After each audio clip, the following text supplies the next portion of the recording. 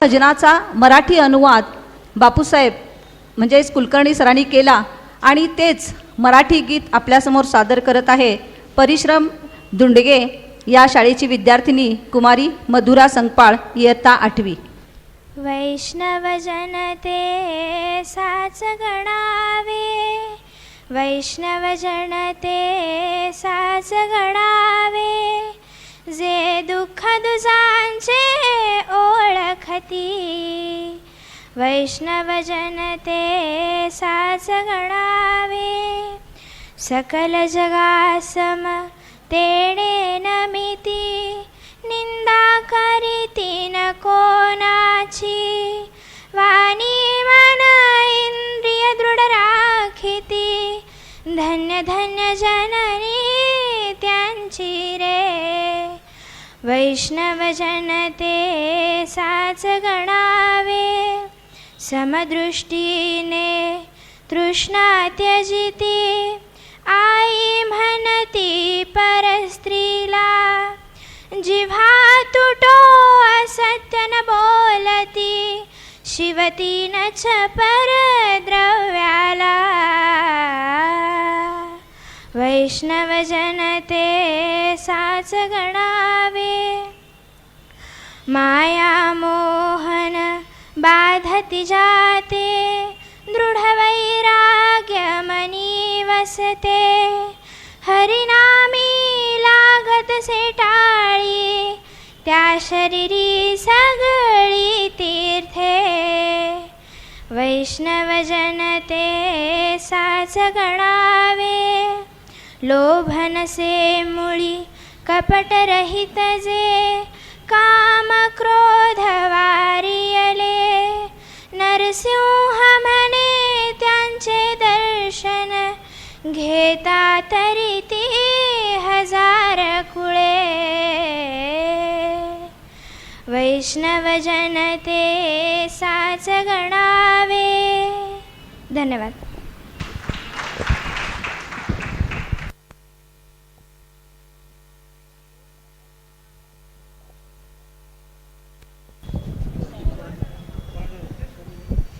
यानंतर श्रीयुत अविनाश कुलकर्णी सर उपस्थितांचे स्वागत करतील।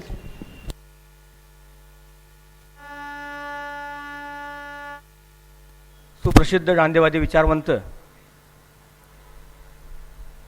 गुरुवर्य माना कुलकर्णी यांच्या जन्मशताब्दीच्या निमित्तानं सुरू असलेल्या या शिक्षण प्रबोधन व्याख्यानमालेचे आजचे व्याख्याते आदरणीय प्राध्यापक अशोक चिटणीस सर, यासोबत इथं उपस्थित असलेले गुरुवर्य माना कुलकर्णी यांचे चिरंजीव आदरणीय VM कुलकर्णी सर,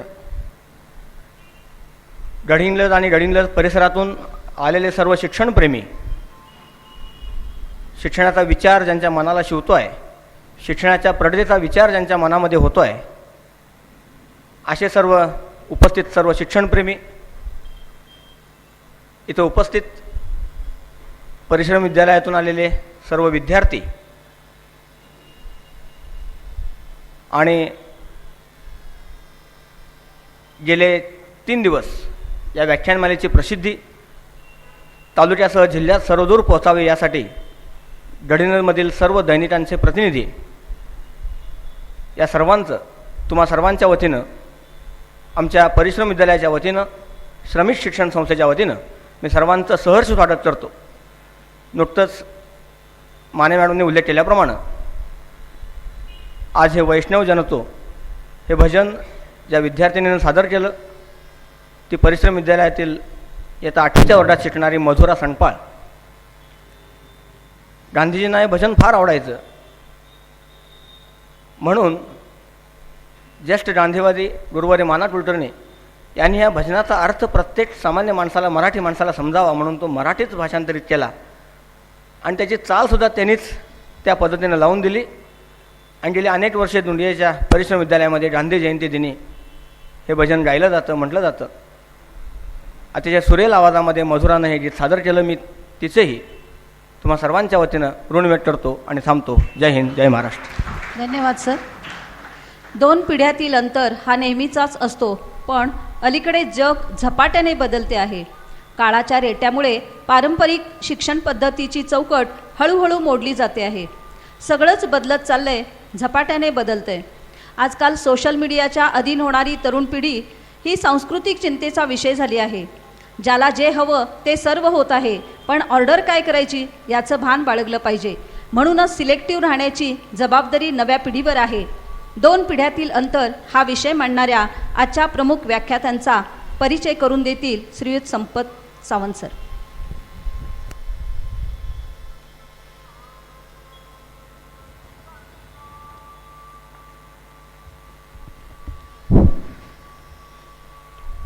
शिक्षणाची गंगा घरोघरी पोचवणारे ज्येष्ठ शिक्षणतज्ज्ञ, स्वातंत्र्य सैनिक आणि गांधीवादी विचारवंत स्वर्गीय माना कुलकर्णी यांच्या पवित्र स्मृतीस विनम्र अभिवादन करून नतमस्तक होऊन आजचे प्रमुख व्याख्याते सेवानिवृत्त प्राचार्य आदरणीय अशोक चिटणीस सरांचा अगदी अल्पसा परिचय करून देण्यासाठी या ठिकाणी मी उभा आहे.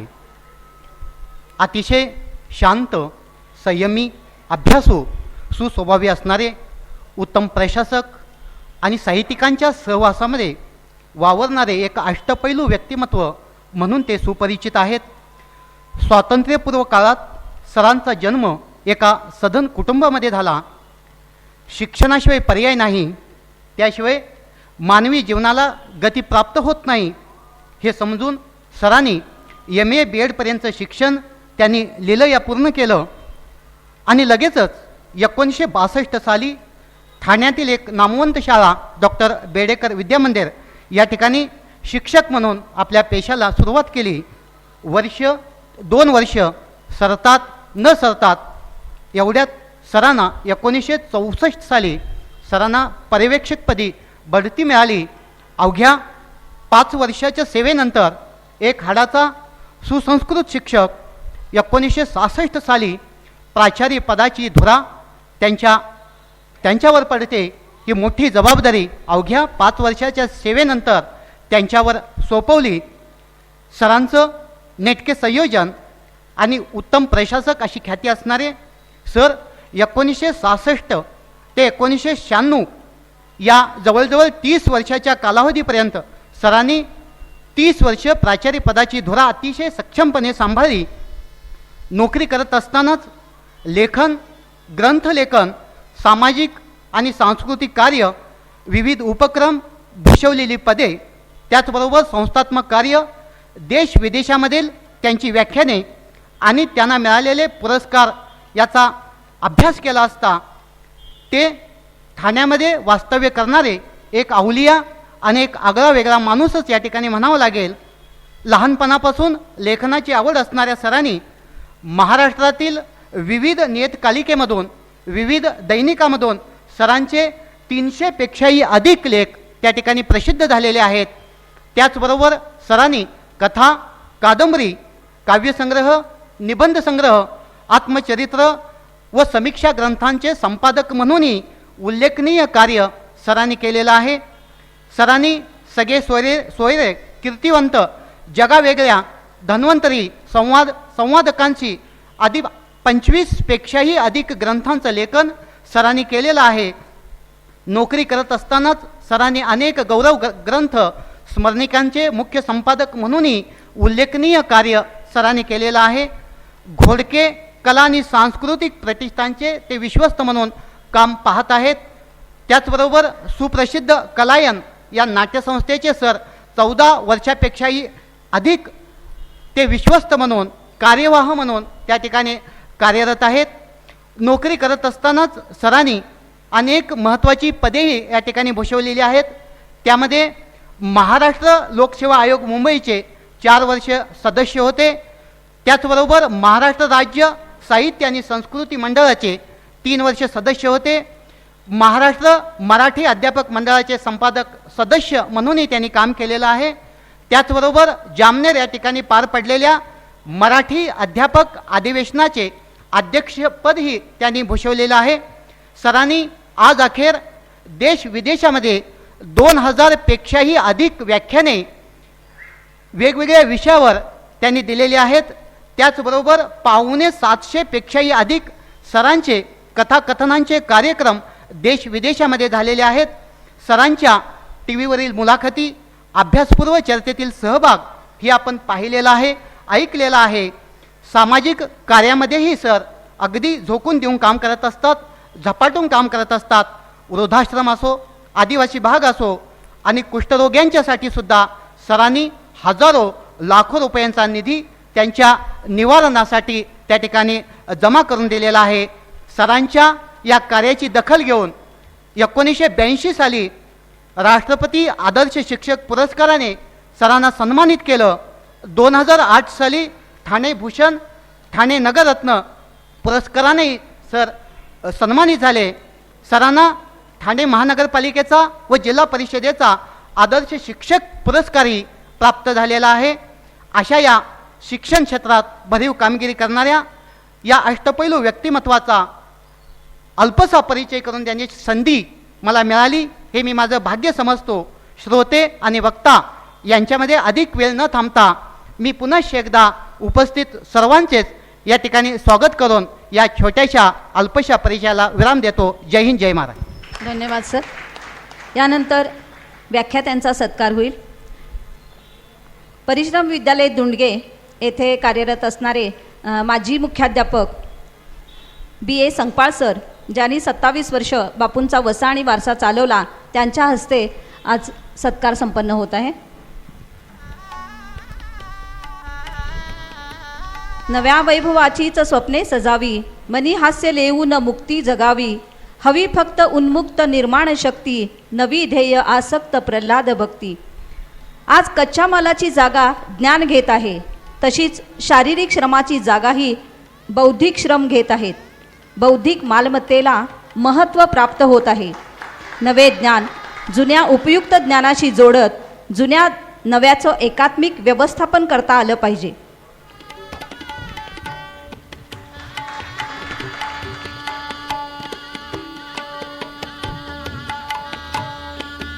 यानंतर कार्यक्रमाचे आभार मानतील श्रीयुत SD देसाई सर.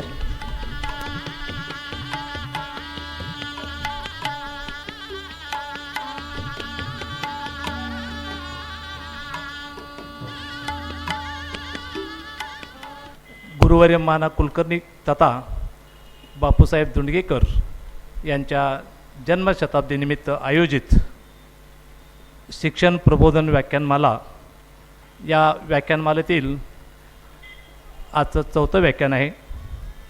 आणि आजचं हे व्याख्यान देण्यासाठी आज या ठिकाणी उपस्थित आहेत माननीय प्राध्यापक अशोक चिटणीस सर. अगदी वेळेत या ठिकाणी उपस्थित राहिल्याबद्दल मी कुलकर्णी परिवार, नाईक परिवार, परिश्रम विद्यालय दुंडगे, श्रमिक शिक्षण संस्था दुंडगे आणि आपण सर्वजण या सर्वांच्या वतीनं मी त्यांना मनपूर्वक धन्यवाद देतो. त्याचबरोबर या व्याख्यानमालेसाठी गुरुवर्य माना कुलकर्णी सर यांचे द्वितीय सुपुत्र ठाण्याहून जातीनिशी या ठिकाणी उपस्थित राहिल्याबद्दल त्यांनाही मनपूर्वक धन्यवाद देतो. त्याचबरोबर आजच्या या व्याख्यानासाठी आपण सर्वजण मोठ्या संख्येनं उपस्थित राहिल्याबद्दल आपल्यालाही सर्वांना मनपूर्वक धन्यवाद देतो. या कार्यक्रमाची बातमी वेळोवेळी प्रसिद्ध केल्याबद्दल सर्व दैनिकांना, पत्रकारांना त्यांनाही धन्यवाद देतो. पुन्हा एकदा सर्वांचं मनपूर्वक आभार मानतो. या ठिकाणी थांबतो. जय हिंद. आपण सर्वजण ज्यांचे विचार ऐकण्यासाठी उत्सुक झालेलो आहोत ते आजचे प्रमुख व्याख्याते माननीय प्राध्यापक अशोक चिटणीस सर यांना मी विनंती करते की त्यांनी आपला विषय मांडावा. विषय आहे 2 पिढ्यांतील अंतर.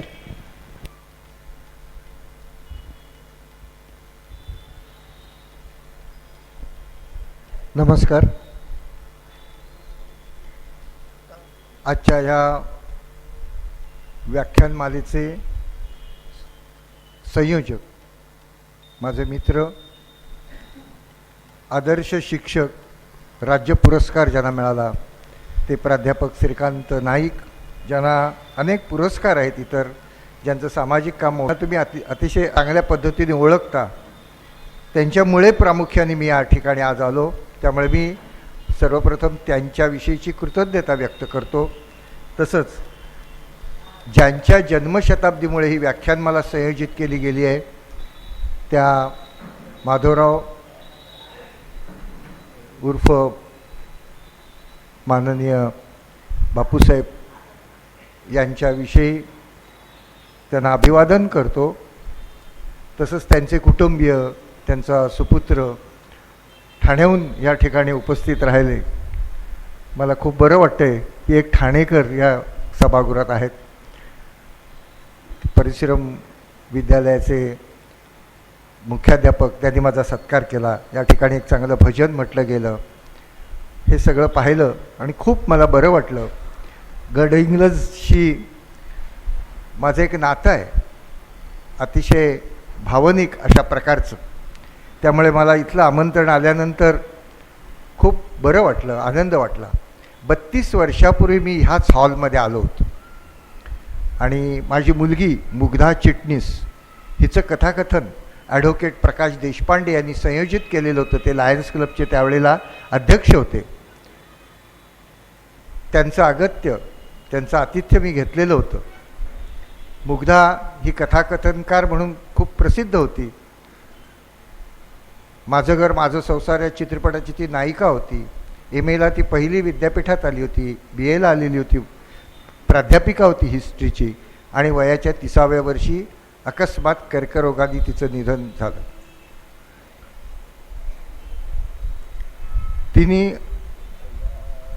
तिचं 1988 साली लग्न झालं उमेश घोडके या डॉक्टर, अतिशय बुद्धिमान अशा मुलासारख्या असलेल्या माझ्या जावयाशी. आणि 1988 साली ती अमेरिकेला गेली. पण तत्पूर्वी तिने मी आणि माझं कथाकथन या नावाचं पुस्तक लिहिलं. आणि त्या पुस्तकात तिने अग्निदिव्य म्हणून एक छोटं 1.5-2 पानाचं प्रकरण लिहिलेलं आहे की ज्याच्यामध्ये तुमच्या गडहिंग्लजमधल्या डॉक्टर वा गुणे जे आज हयात नाही आहेत, त्यांचं आतिथ्य आम्ही प्रकाश देशपांड्यांमुळे घेतलेलं होतं. त्यावेळेला त्यांची सगळी कथा, त्यांचं कार्यकर्तृत्व, त्यांच्यावर झालेला अन्याय आणि एखाद्या कादंबरीत किंवा नाटकात घडावं तशी त्यांच्या आयुष्यातली घटना, या साराचं वर्णन मुग्धाने आपल्या पुस्तकात केलं होतं. सेवाभावी असलेले डॉक्टर, गांधीवधानंतर त्यांच्यावर झालेला हल्ला, त्यांना झाडाला बांधलं गेलं आणि त्यांना ठार त्यांची धिंड काढली गेली. त्यांना एक रामोशी कुऱ्हाड घेऊन मारायला गेला आणि कुऱ्हाड मारण्याच्या ऐवजी तो त्यांच्या पायावरच पडला, पायावर डोकं ठेवलं. कारण त्या दरोडेखोराला तो मरणप्राय अवस्थेत असताना डॉक्टरांनी वाचवलेलं असतं उपचार करून. ही खरोखरच एखाद्या नाटकात, कादंबरीत, सिनेमात घडावी अशी घटना होती. त्यामुळे डॉक्टर वा गुणे आज नाही आहेत, पण त्यांच्या सुपुत्रांना आम्ही कोल्हापूरमध्ये जाऊन भेटू शकलो याचाही मला आनंद वाटला. आणि त्यालाही प्राध्यापक श्रीकांत नाईक हे कारण आहेत. त्यांना मी विसरू शकणार नाही. डॉक्टर गुणे ह्या फॅमिलीला विसरू शकणार नाही. प्रकाश देशपांडेंना विसरू शकणार नाही. आज तुम्ही सर्व उपस्थित आहात. आज इथे विद्यार्थी वरती गॅलरीत बसलेले आहेत मोठ्या संख्येने. मला खूप बरं वाटतंय की अशा तऱ्हेची व्याख्यानमाला इथे संयोजित केली गेलेली आहे. कारण मी 10 वर्ष ठाण्यामध्ये व्याख्यानमाला संयोजित करीत होतो. किती कष्ट असतात, किती त्रास असतो. आज श्रोते किती दुर्मिळ झालेले आहेत. व्याख्यानाला एखाद दिवशी येतात, तुम्ही 3 दिवस येऊन पुन्हा आज 4थ्या दिवशी आलेलात. तुम्हाला खरोखर धन्यवाद द्यायला पाहिजेत असं मला वाटतं. आज माझे एक नवे मित्र जे अक्षरदालन हे ग्रंथ विक्रीचं एक पुस्तकाचं दुकान कोल्हापूरमध्ये मोठ्या ध्येयवादाने चालवत आहेत, अतिशय धाडसाने चालवत आहेत. ते माझे मित्र या ठिकाणी आलेले आहेत. रामभाऊ इथे आलेले आहेत. शेवाळकरांचे ते मित्र, मी राम शेवाळकरांचा मित्र, आमचं नातं असं. तर ही सगळी मंडळी इथे दिसत आहेत. मला खूप काही ज्येष्ठ मंडळी आहेत, वेगवेगळ्या क्षेत्रातली मंडळी दिसत आहेत, वेगवेगळ्या वयाची मंडळी दिसत आहेत. त्यामुळे माझ्या लक्षात असं आलेलं आहे की आज मला बोलणं फार अवघड आहे. माझं काम खूप अवघड झालेलं आहे. कारण दोन पिढ्यांतील अंतर हा विषय घेऊन मी आज बोलणार आहे. विद्यार्थ्यांसाठी बोलायचं आहे, पालकांसाठी बोलायचं आहे, शिक्षकांसाठी बोलायचं आहे असं मला माझे मित्र प्राध्यापक श्रीकांत नाईक यांनी सांगितलेलं आहे. मला आज वपू काळ्यांची ह्या विषयावर बोलताना प्रामुख्याने आठवण होते. माझे ते मित्र अतिशय जवळचे मित्र होते आणि आमच्या मुग्धाचे ते कथाकथन क्षेत्रातले गुरु होते. त्यांनी मला एक दिवस असं विचारलं होतं, आम्ही असाच वेगवेगळ्या पिढ्यांचा विचार करत होतो, तरुणांचा विचार करत होतो, वृद्धांचा विचार करत होतो, मध्यमवयीन माणसांचा विचार करत होतो, शाळेतल्या विद्यार्थ्यांचा विचार करत होतो. तर वपूनी मला असं एकदा सहज विचारलं की अशोक,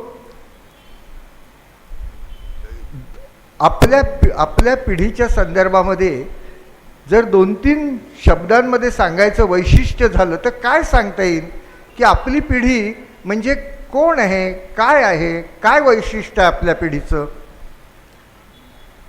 मी वपूंना म्हटलं, वपू तुम्हीच नेटक्या शब्दात सांगा बघू, कशाला कोडं घालत बसता आणि वेळ घालवता. वपू हसले आणि म्हणाले, आपली पिढी ही गाद्या घालणाऱ्यांची पिढी आहे. मी म्हटलं म्हणजे काय, मला नीटसं कळलं नाही. मी म्हटलं गाद्या घालणाऱ्यांची पिढी म्हणजे काय? वपू असं म्हणाले की आपण आपल्या आईवडिलांच्या गाद्या घातल्या, आता आपण आपल्या मुलांच्या गाद्या घालतो.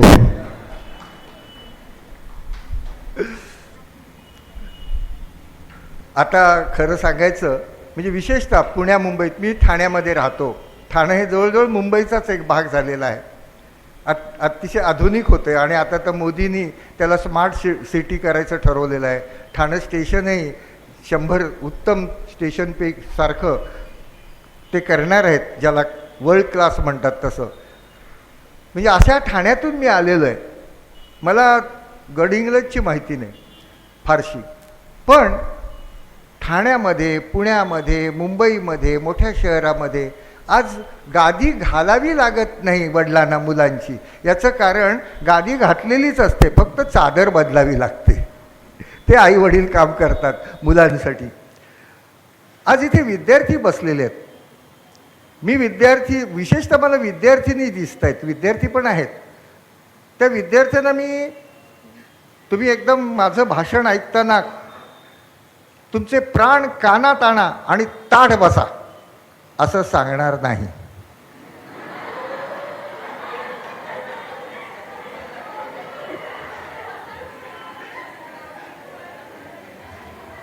याचं कारण पुढचा 1 तास मी तुमच्याशी गप्पा मारत बोलणार आहे.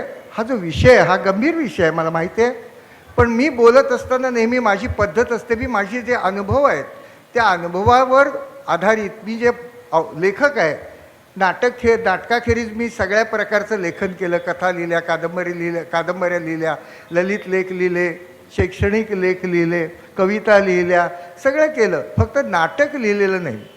त्यामुळे अवलोकन, लेखकाचं काम जे असतं ते अवलोकनाचं. माझ्या अवलोकनात येणारे जे अनुभव असतात, मग ते माझ्या पत्नीबद्दल असतील, माझ्या मुलीबद्दल असतील, माझ्या नातवंडाबद्दल असतील, माझ्या मित्रांच्या मुलांबद्दल असतील, माझ्या शाळेतल्या मुलांबद्दल असतील, त्यांच्या अनुभवातून मी तुम्हाला सांगण्याचा आज प्रयत्न करणार की मला ह्या 2 पिढीच्या संदर्भात काय सांगावं असं वाटतं. आज खरं सांगायचं ना तर एकीकडे आपण अतिशय चिंतित आहोत एक प्रकारे, विशेषतः ही वडील माणसं, शिक्षक मंडळी ज्येष्ठ अशा प्रकारची. का चिंतेत आहेत तर रोज वर्तमानपत्रात येणाऱ्या बातम्या ह्या फार धक्कादायक आणि क्लेशकारक आहेत.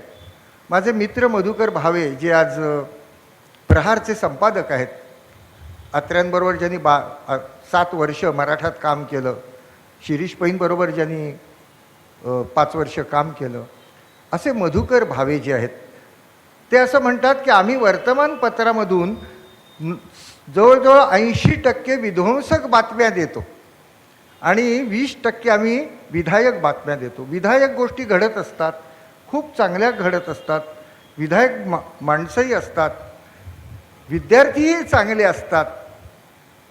मला स्वतःला असं वाटतं की आपण कुठल्याही पिढीचा विचार केला तर प्रत्येक पिढीमध्ये चांगली आणि वाईट माणसं असतात. जसं प्रत्येक समाजामध्ये प्रत्येक देशामध्ये चांगले आणि वाईट लोक असतात. जसं आयर्लंडमध्ये देशभक्त हा देशभक्तांचा देश म्हणून आपण म्हणतो, पण त्याच आयर्लंडमधल्या बारी नावाच्या जेलरनी सावरकरांचा, स्वातंत्र्यवीर सावरकरांचा अंदमानामध्ये अनन्वित छळ केला. आपण त्यांच्या आत्मकथेतून ते वाचू शकतो किंवा आपल्याला ते माहिती आहे. आयर्लंडमध्ये देशभक्तही झाले आणि बारीसारखा माणूस पण झाला, हे आपल्याला पाहायला मिळतं. आज मला स्वतःला माझं लहानपण आठवतं. मी नगरपालिकेच्या शाळेत शिकलो. माझं वय आता 78 वर्षाचं आहे. मी नगरपालिकेच्या शाळेत शिकलो तेव्हा ठाण्यामध्ये खाजगी शाळाच नव्हत्या. तेव्हा नगरपालिकेच्या शाळेत शिकणं याच्याशिवाय पर्यायच नव्हता. तिथे आम्ही बाकावर बसायचो आणि वरती बेल असायची एका कोपऱ्यामध्ये, एका वर्गामध्ये, चौथीच्या वर्गात त्या बेल खाली कधी जाऊन बसायला मिळेल यासाठी मुलांच्यात मारामाऱ्या व्हायच्या. याचं कारण बेल खाली बसलेल्या मुलाला बेल वाजवायची संधी मिळायची आणि मुलांना मोठा मान वाटायचा. आजच्या पिढीतल्या मुलांना बेल वाजवायला आवडेल का? आजच्या पिढीतल्या मुलांना कोण बेल वाजवायला सांगेल का? सांगणार नाही. मला आठवतंय की त्यावेळेला आम्हाला गणवेश नव्हता. आमची भाषा आजच्या मुलांसारखी नव्हती. आमचा आहार आजच्या मुलांसारखा नव्हता. मी माझ्या पिढीतल्या संदर्भात सांगतोय. इथे बसलेल्या मंडळींना सुद्धा जाणवेल की मला आजसुद्धा माझ्या बायकोनी आदल्या रात्री उरलेला जो भात आहे तो दुसऱ्या दिवशी फोडणीचा केला तर खूप खायला आवडतो. भाजण्याचं थालीपीठ आवडतं खायला, साबुदाण्याचे वडे आवडतात. पण ही जी मुलं बसलेत ना, आता इथली मला गड इंग्लजची माहिती नाही, पण आमच्या ठाण्यामधली, मुंबईमधली, पुण्यामधली जी मुलं आहेत ना, त्यांना बर्गर खायला आवडतं. तर ते बर्गर खातील, आणखीन इतर काही ज्या गोष्टी आहेत त्या खातील. त्यांना सँडविच खायला आवडतं, त्यांना ऑमलेट खायला आवडतं. पण त्यांना भाकरी आणि पिठलं खा असं म्हटलं तर चालणार नाही. भाकरी आणि चवळीची भाजी खा असं म्हटलं तर त्या मुलांना चालणार नाही. ह्या फॅशन म्हणजे ह्या खाण्याच्या पद्धतीत बदल, शिक्षणाच्या पद्धतीमध्ये तर कितीतरी बदल झालेले आहेत. आज इथली मला परिस्थिती खरोखरच माहीत नाही, पण आमच्याकडे ₹1,00,000-1,25,00,000 मॉन्टेसरीला प्रवेश घेण्याकरता देणगी घेतली जाते आणि ती दिली जाते आणि प्रवेश मिळाल्यावरती ज्यांनी देणगी दिली त्याला पालक पेढे देऊन देतात की आम्हाला प्रवेश मिळाला. केवढं भाग्य आमच्या मुलाचं. ₹1,00,000-1,25,00,000 देणगी मॉन्टेसरी शाळेसारख्या म्हणजे शाळेतल्या वर्गासाठी द्यावी लागावी, ही आजची परिस्थिती शिक्षण क्षेत्रामध्ये आहे. माझी आत्ता नात जी आहे ही 10वी झाली. तुम्हाला सांगतो, मला सुद्धा हे सगळं ऑब्झर्व करत असताना, पाहत असताना, त्याचा मागोवा घेत असताना आश्चर्य वाटत राहतं. माझी मुलगी 10वी पास झाली, तिला 96-97% मार्क मिळाले.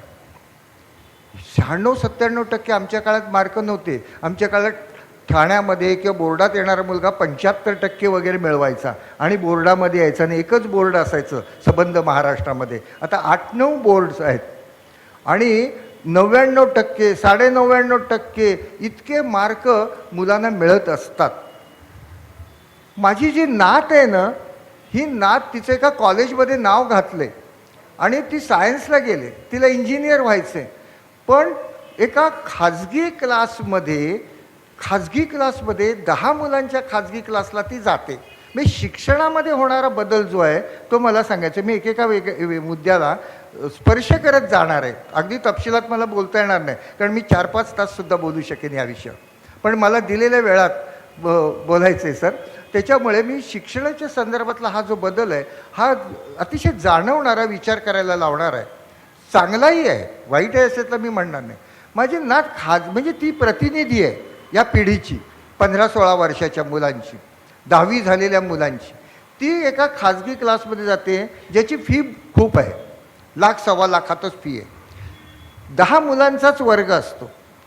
आणि आज मुंबई विद्यापीठाने क्लासला जाऊन कॉलेजला न जाण्याची सवलत मुलांना दिलेली आहे की कॉलेजला जाण्याची आवश्यकता नाही. कॉलेजचे काही क्लास असतात, कॉलेजच्या क्लासला जायचं, प्रयोग करायचे तिथे सायन्सची असल्यामुळे, पण तिचं सगळं शिक्षण प्रामुख्याने होतं कुठे? खाजगी क्लासमध्ये, आणि त्याला विद्यापीठाची मान्यता आहे.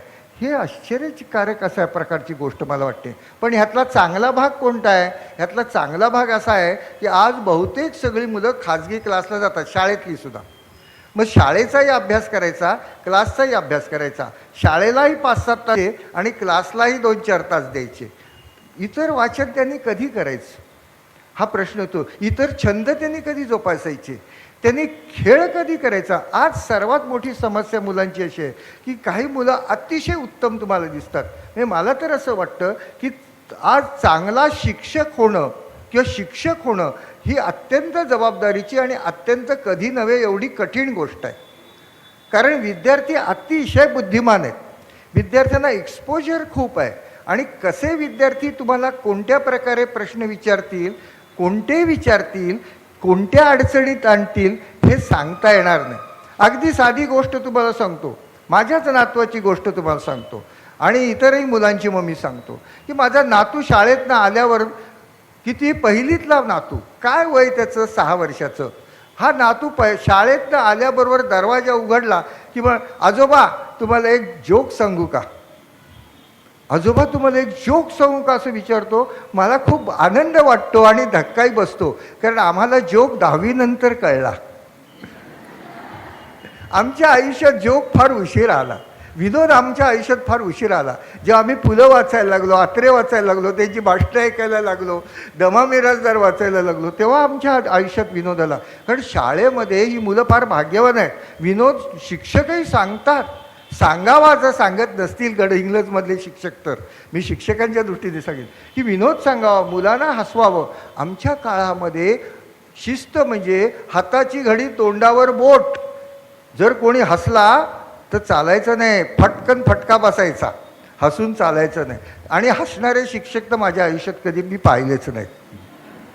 शिक्षकांना हसता येतं हे मला माहितीच नव्हतं. हल्ली शिक्षक किती छान असतात, इथे हसतात बघा, शिक्षक किती छान दिसतात. कोणीतरी असं म्हटलंय की हसणं जे असतं ना त्याने माणूस फार सुंदर दिसतो. मग तोंडात दात नसले तरी सुद्धा म्हातारा माणूस किती सुंदर दिसतो. आणि लहान मूलसुद्धा ज्याला दात नसतं ते किती सुंदर दिसतं. हसणं फार सुंदर दिसतं, पण आपल्याला हसणं माहीत नाही. अहो मी राहतो ठाण्यामध्ये ज्या इमारतीमध्ये, त्याला 27 मजले आहेत आणि 152 बिराड आहेत. पण आमच्या लिफ्टमध्ये, लिफ्टसुद्धा अशी सुपरफास्ट आहे, अर्ध्या सेकंदाला 1 मजला जाते. लिफ्टमध्ये कोणी माणूस भेटलं तर ते परदेशातनं आल्यासारखं आपल्याकडे बघतं, हसतसुद्धा ते. आपले दुकानदारसुद्धा हसत नाहीत बघा फारसे. काय काय काय कटकट आहे, कशाला 2-4 साड्या पाहायला दाखवायला सांगतात, असं बायकांना ते दुकानदार म्हणत असतात.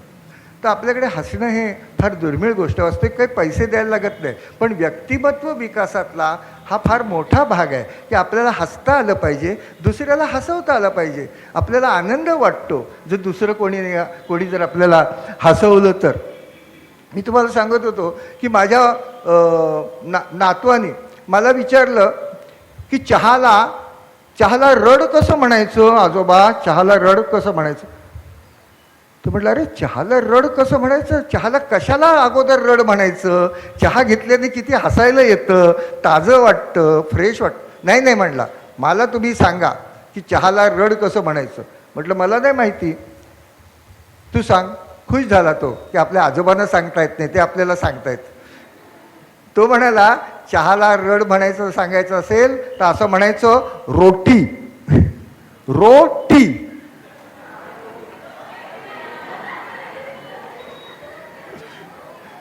असं माझ्या मित्राच्या एका मुलाने मला विचारलं. माझ्या म्हणजे पिढीमधला हा फरक मी तुम्हाला सांगतो, कशी मुलं बुद्धिमान होत चाललेत आणि कसे तुम्हाला प्रश्न विचारतात. माझ्या मित्राच्या एका मुलाने मला विचारलं, काका तुम्ही मराठीचे शिक्षक आहात ना. म्हटलं हो. आता अगदी त्याला जन्मापासून मी पाहिलेलं. अनिरुद्ध जोशी त्याचं नाव, आता मोठा गायक झाला आहे तो, महाराष्ट्रातला गझल गायक. त्याने मला लहान असताना ते विचारलं, तो लहान होता. काका म्हणले जिथे गाड्या पार्क करतात ना, गाड्या पार्क, त्याला मराठीत काय म्हणतात. नाही तो त्याला काय शब्द आहे गाड्या पार्क करतात. म्हटलं पार्किंग प्लेस. तो म्हटला नाही मला इंग्रजीत नको, मला मराठीत पाहिजे. मी थोडा विचार केला की गाड्या जिथे पार्क करतात त्याला मराठीत काय म्हणतात. मला चटकन सुचलं. मी म्हटलं त्याला म्हणतात वाहनस्थळ. तो म्हणला वाहनस्थळ असेल म्हणला, पण दुसरा एक चांगला शब्द आहे म्हणले. चांगला शब्द आहे म्हटलं हो. तो म्हटलं मला नाही बाबा एवढा दुसरा चांगला शब्द आठवत. पुन्हा तो हसला. अरे मुलं इतकी लहान असतात, इतकी छान असतात. ती बालकवींची कविता आहे नाही का, श्रावण मासाची, किती सुंदर. तसं क्षणात येते सरसर शिरवे, क्षणात फिरून ऊन पडे. तसं ही जी मुलं असतात ना लहान, ती जेव्हा हसतात ना आनंदाने, ते असं कवळं ऊन श्रावणातलं त्यांच्या चेहऱ्यावर दिसतं. तसं त्या अनिरुद्धच्या चेहऱ्यावर दिसलं. आणि त्यात तो म्हणाला, सर जिथे गाड्या पार्क करतात ना त्या जागेला म्हणतात कारस्थान.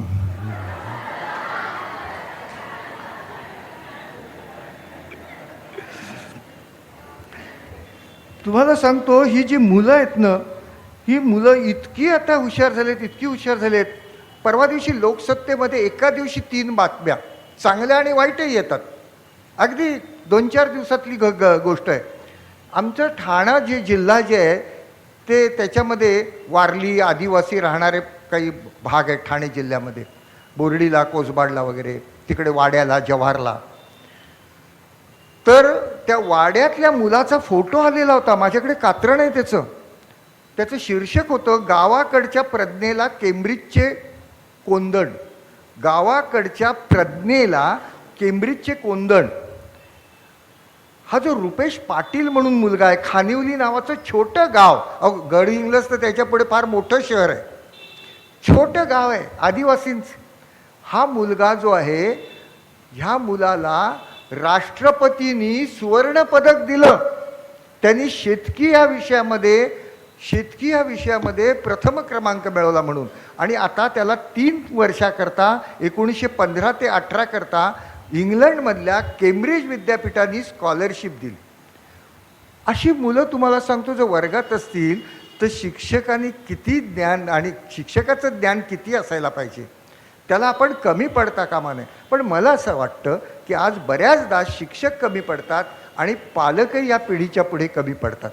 मला नेहमी असं वाटतं की शिक्षकाची भूमिका कशी असली पाहिजे. शिक्षकाची भूमिका ही शिक्षक आणि पालक अशी दुहेरी असली पाहिजे. मला असं वाटतं जरा तुम्ही चहा थांबवला तर बरं होईल, मला डिस्टर्ब होतं.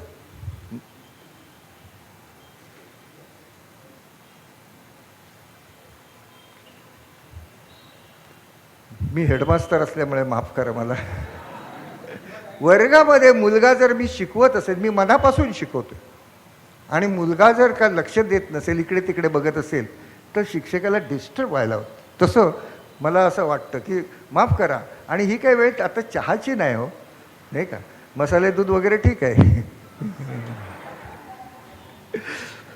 तर मी तुम्हाला असं सांगत होतो की शिक्षकाची भूमिका मला असं वाटतं ती पालकाची असली पाहिजे.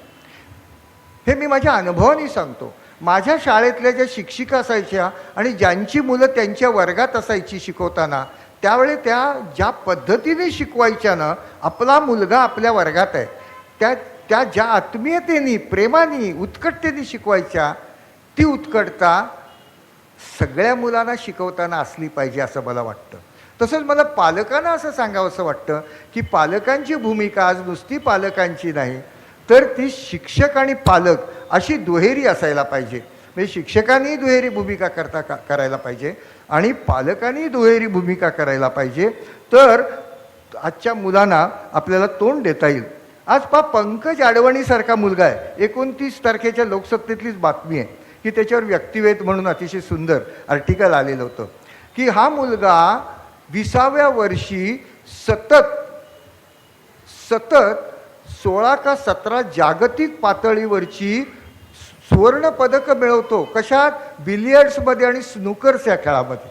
आपल्याला माहिती आहे का बिलियर्ड आणि स्नूकर आपण पाहायला पण नाही खेळ. आम्ही काय खेळलो होतो लहानपणी? लंगडी, लगोरी, आबादुबी, हुतुतू, हे खेळ आम्ही खेळलो होतो. सूरपारंब्या.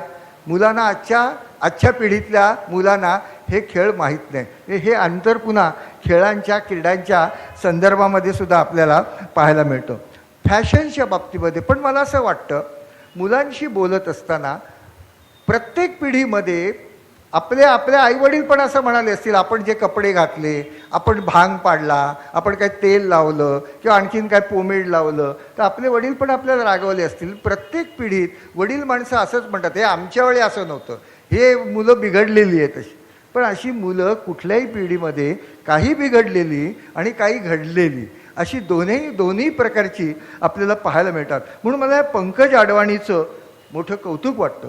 तसं आजच्या पिढीमधले काही तरुण संशोधक आहेत.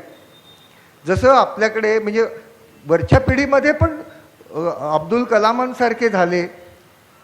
परवाच मला त्यांचे एक सहाध्यायी किंवा त्यांच्याबरोबर काम ज्यांनी केलं आणि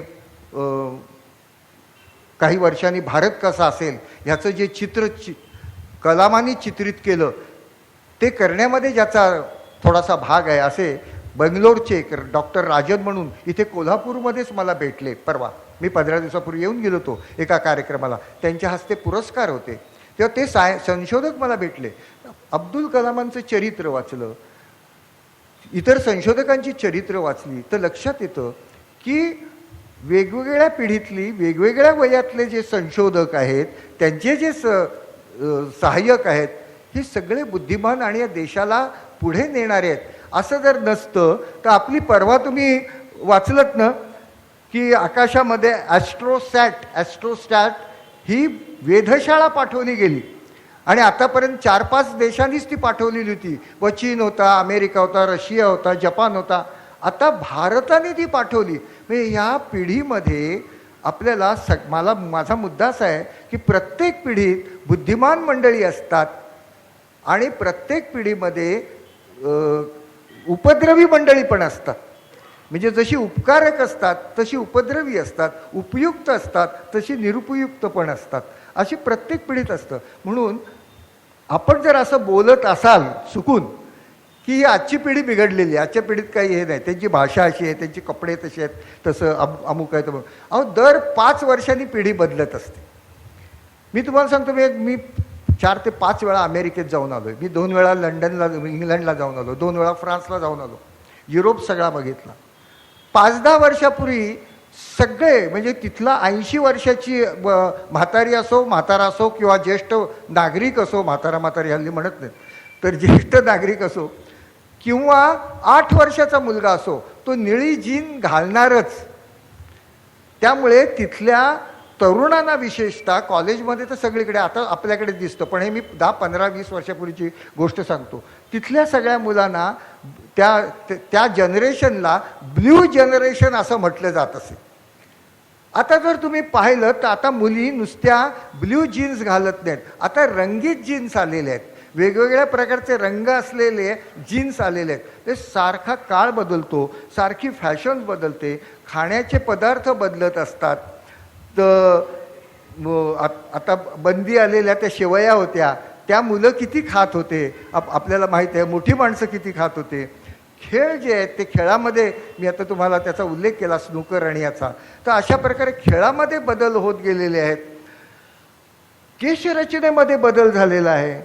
आता कोणाचा नवरा गेला तर केश वपन केलं जात नाही. एकेकाळी ते कंपल्सरी होतं, एकेकाळी सती जाणं भाग पाडलं जात होतं आणि इंग्रजांचा आपल्यावरती उपकार आहेत असं म्हणायला पाहिजे की त्यांनी कायदे केले आणि सतीपासून किंवा केशवपनापासून आपल्या समाजाला दूर नेलं.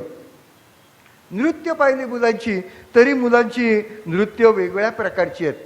टी व्ही बघता की नाही मला माहीत नाही, तुम्ही सगळेजणं मुलांनी टी व्ही बघू नये असं सांगितलं जातं. माझं म्हणणं असं की मुलांनी टी व्ही बघायला काही हरकत नाही ना. हां, पण सतत बघायचा नाही. आपल्याला अभ्यास करायचा आहे, आपल्याला करिअर करायचं आहे, आपल्याला स्पर्धा फार मोठी आहे आजच्या समाजामध्ये, लोकसंख्या वाढलेली आहे, कॉलेजमध्ये चांगला प्रवेश मिळवायला हवा. आणि जर वयाच्या 25 वर्षापर्यंत आपण खूप कष्ट केले, परिश्रम केले, ध्येयवाद ठेवला, स्वप्न पाहिलं, ते स्वप्न वास्तवात आणायचा प्रयत्न केला, अभ्यास केला, आपण नम्र राहिलो, आपण कृतज्ञ राहिलो, तर आपल्या व्यक्तिमत्वाचा खऱ्या अर्थाने विकास होईल. आणि 25 वर्ष घासलं तर पुढची 50-500 वर्ष आनंदात आपल्याला घालवता येतात. उलट होतं बऱ्याच वेळेला की माणसं 25 वर्ष आनंदात घालवतात आणि पुढची 50 वर्ष अतिशय वाईट जातात असं आपल्याला दिसतं. तर मला आणखीन एक मुद्दा असा सांगायचा आहे मुलांच्या दृष्टीने, शिक्षकांच्या दृष्टीने, की मुलांनी आणि शिक्षकांनी, पालकांनीही चरित्र वाचणं अत्यंत आवश्यक आहे. एक वेळ कादंबरी नाही वाचली तरी चालेल, कथासंग्रह नाही वाचला तरी चालेल, कविता संग्रह नाही वाचला तरी चालेल, वाचायला पाहिजे पण नाही वाचला तरी चालेल, वेळ मिळत नाही म्हणून. पण चरित्र वाचलं नाही तर तुम्ही घडू शकत नाही. माझ्या शाळेत मी हे प्रयोग केले. मुलं वाचत नाहीत, मग मुलं वाचत नाहीत म्हणून तक्रार करून चालत नाही. शिक्षकांना सांगितलं, बरेचसे शिक्षकही वाचत नाहीत. माफ करा, इथे वाचणारे शिक्षकच असतील असं मी समजतो, कारण सभेचा एक नियम असतो, जे उपस्थित असतात त्यांना नकारात्मक विधान लागू पडत नाही. तेव्हा इथले शिक्षक उत्तम वाचतात, भरपूर वाचतात, लायब्ररीत जातात आणि तो ग्रंथपाल असतो त्याला खूप त्रास देतात असं मी समजतो. तेव्हा आणि मला सरांनी सांगितलं, आपल्या नाईक सरांनी, की शिक्षक प्राध्यापक इथले गड इंग्लजमध्ये खूप अभ्यासू आहेत आणि खूप वाचन वगैरे करतात. तेव्हा ते मला सांगायचं असं की चरित्र वाचल्याशिवाय तुम्ही पुढे जाऊ शकत नाही. मी एक जगावेगळ्या नावाचं पुस्तक लिहिलेलं आहे. चरित्रावर माझा भर आहे. मी मनोहर जोशींचं चरित्र लिहिलेलं आहे. ते मुख्यमंत्री असताना, पण ते मुख्यमंत्री होते म्हणून लिहिलं नाही, ते माझे वर्गमित्र होते. ते माझ्या बाकावर बसत असत आणि कॉलेजमध्ये असताना एक वेळ जेवत असत, रात्री चणे खायचे आणि पाणी प्यायचे. भूक लागायची पण पैसा नव्हता. काही व्यवसाय करून पाहिले, त्यात त्यांना अपयश आलं. शाळेत शिकत असताना ते दारोदारी जाऊन जेवायला जात असत, माधुकरी मागत असत, वार लावलेले असत. असं त्यांचं आयुष्य होतं आणि त्याच्यातून आज महाराष्ट्रातला एक मोठा उद्योजक ते झाले. आज अत्यंत श्रीमंत. हे कसं घडलं, कसं घडू शकतं, हे मुलांना प्रेरणा माणसांना प्रेरणा मिळावी म्हणून हे पुस्तक मी लिहिलं. आणि त्यांना असं सांगितलं, तुम्ही ज्या दिवशी मुख्यमंत्री म्हणून खाली पदावरनं उतराल त्यावेळेला मी तुमचं पुस्तक प्रसिद्ध करीन, नाही तर लोक म्हणतील हा मित्र आहे आणि म्हणून मुख्यमंत्री झालेल्या ह्या मुख्यमंत्र्यांसाठी त्यांनी काहीतरी द्यावं म्हणून त्यांनी चरित्र लिहिलं. तेव्हा मी ते चरित्र, तुम्ही खाली उतरा मुख्यमंत्री म्हणून, मग 5 वर्षात मी प्रसिद्ध करीन. मी 5 वर्ष लिहित होतो, प्रसिद्ध झालं. वाजपेयींच्या हस्ते दिल्लीत प्रसिद्ध झालं. पण योगायोग असा की मुख्यमंत्री म्हणून मनोहर जोशी खाली उतरले होते, पण त्यावेळे ते केंद्रीय मंत्री होते. हा भाग्याचा भाग आहे. मुलांना कळलं पाहिजे कसं. माधुकरी मागणारा, ज्याला पोटात अन्न मिळत नाही, तुमचं तर किती लाड होत असतं, तुम्हाला किती खायला मिळत असतं, तुमचं किती पॅम्परिंग केलं जात असतं आणि तुम्हाला सगळ्या सोयी असतात, तरी आपल्याला पाहिजे तसे मार्क मिळू शकत नाही, आपण पाहिजे तसा अभ्यास करत नाही. असं का होतं हे आपल्याला पाहायला पाहिजे. काही वेळेला मुलांना अपयश येतं आणि नैराश्य येतं.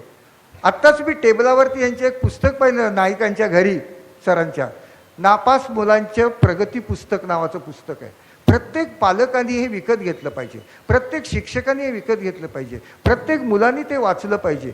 अहो, नैराश्य आयुष्यामध्ये येतच. माझ्या आयुष्यात काही कमी नैराश्याच्या घटना घडल्या का? माझ्या 2 मुली गेल्या. एक माझी धाकटी मुलगी घटसर्पाने गेली, केवळ डॉक्टरांच्या निग्लिजन्समुळे.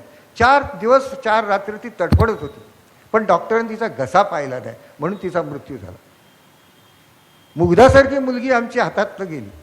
खूप प्रयत्न झाले, तिच्या बाबतीत खूप प्रकारचे अनेकांनी प्रयत्न केले, पण तरी ती गेली. हे दैव दुर्मिळ असं आहे. पण म्हणून रडत बसून चालत नाही. जीवनामध्ये दुःख घेऊन रडत बसण्यापेक्षा दुःखाशी लढत राहिलं पाहिजे, हे आपण शिकलं पाहिजे आणि आनंद घेतला पाहिजे.